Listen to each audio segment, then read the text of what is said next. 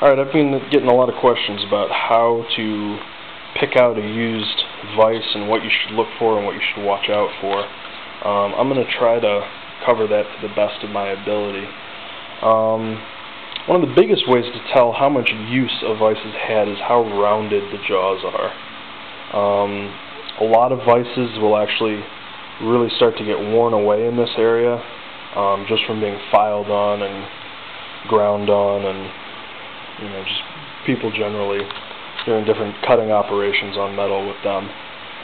The other thing is, if your vise has a rectangular slide like this one does, what happens a lot is people will beat on this back area here, and what will happen is it'll actually mushroom outwards.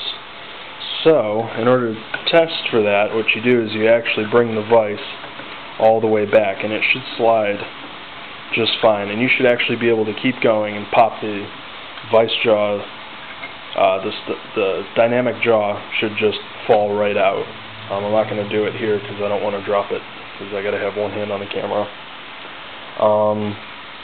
The other thing to look out for is in this area,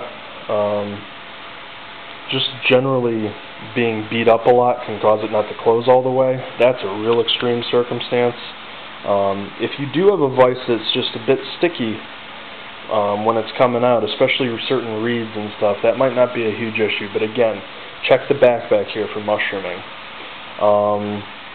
Obviously, any welds on the jaws, like this little sawyer has, you can see right in there, that really just diminishes the value very, very quickly. The moving jaw support, this here, a lot of these get cracked. That's a pretty common area to break. Obviously, the biggest place that these things crack is right about where the paint line is on this vise. They'll crack right in here, and a lot of times you'll see them brazed. Sometimes they'll crack right along the back here. Any sort of fracturing or suspected fracturing really diminishes the price of the vise, because if it's cracked, they're extremely hard to fix and very hard to fix reliably. The other thing is mounting ears. Some vices have 3, some have 4. I'd imagine there's different numbers as well, but usually a swivel vise has 3 or 4 ears. You want to check for a smooth operation. Again, if it's real rusty like this one is, it might not be super smooth.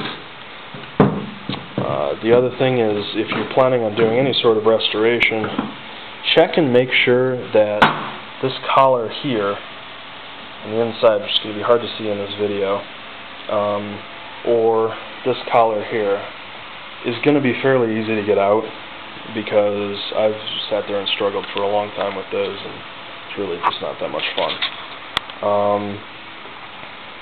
On a Wilton, same things apply. You really don't want to see this enclosed spindle area in here getting beat. That's really a bad sign. I'm not sure how people manage to do that, but they do. The anvil area, I've actually seen them be beaten hard enough to where they start developing cracks in this area, and I would steer clear away from that. Anything that's cracked, that's definitely not a good sign. Any vise should, if it's in good condition, should be very, very smooth to operate. One finger on a well-maintained vise should be all you ever need, unless it's just massive and has a huge slide bar. So I hope that helped some. Let me know what you guys think and any more information you'd like.